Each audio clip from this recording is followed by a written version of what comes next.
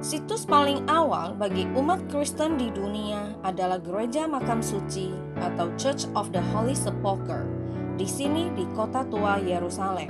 Kata Kalvari muncul hanya ketika Jerome melakukan penerjemahan Alkitab ke dalam bahasa Latin pada sekitar akhir abad ke-4 Masehi.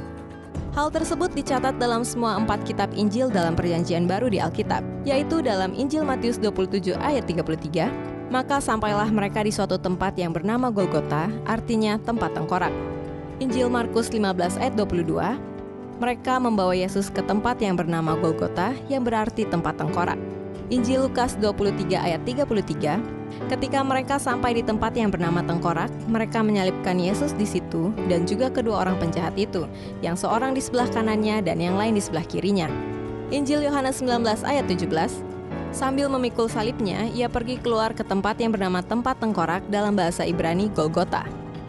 Golgota merupakan kata bahasa Aram yaitu Gulgata atau a skull, dalam bahasa Latinnya adalah Calva atau Calvarium, dan dari kata ini diturunkan menjadi kata Kalvari.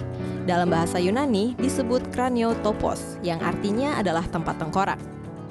Dengan melihat naskah Latin Vulgate, istilah Kalvari berasal dari kata Latin Calvaria, kata Latin yang artinya tengkorak. Tempat ini memang menyerupai tengkorak dan di dekatnya ada kuburan-kuburan dan taman atau kebun. Jika mengacu pada kitab-kitab Mazmur 22 ayat 8, Mazmur 69 ayat 12, dan Mazmur 109 ayat 25, Yohanes 19 ayat 20, dan Ibrani 13 ayat 12, hai engkau yang mau merubuhkan bait suci dan mau membangunnya kembali dalam 3 hari. Yang ketiga, tempat itu dekat dengan suatu taman atau kuburan Yesus. Yohanes 19 ayat 41 sampai 42, dekat tempat di mana Yesus disalibkan ada suatu taman, dan dalam taman itu ada suatu kubur baru yang di dalamnya belum pernah dimakamkan seseorang. Karena hari itu hari persiapan orang Yahudi, sedang kubur itu tidak jauh letaknya, maka mereka meletakkan mayat Yesus ke situ.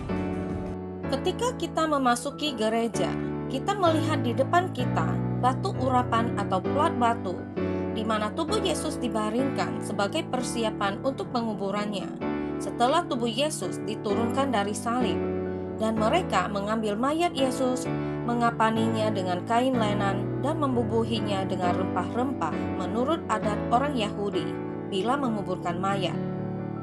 Yang dibangun pada tahun 300 menurut penelitian dari National Technical University of Athens. Hal ini sejalan dengan kepercayaan historis bahwa orang Romawi membangun sebuah kuil di situs tersebut sekitar tahun 325 untuk menandai tempat pemakaman Yesus. Go tell my brothers, they must go to Galilee. There they will see me. Do not touch me, because I have not yet ascended to the Father. He is risen, hallelujah.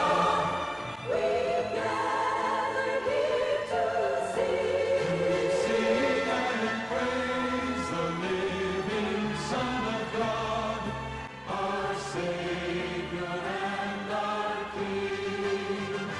He is risen. Selama periode tentara salib di sini di Yerusalem meminta untuk dikuburkan tepat di sebelah makam Yesus. Tetapi ketika Muslim mengambil alih Yerusalem, mereka menghapus hampir semua makam ini kecuali makam Philip Jubin II, seorang guru muda bagi Raja Henry yang ketiga.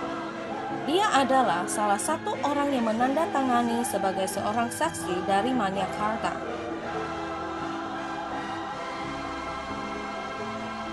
Setiap hari Minggu, Ortodoks Suria merayakan misa di ruangan ini.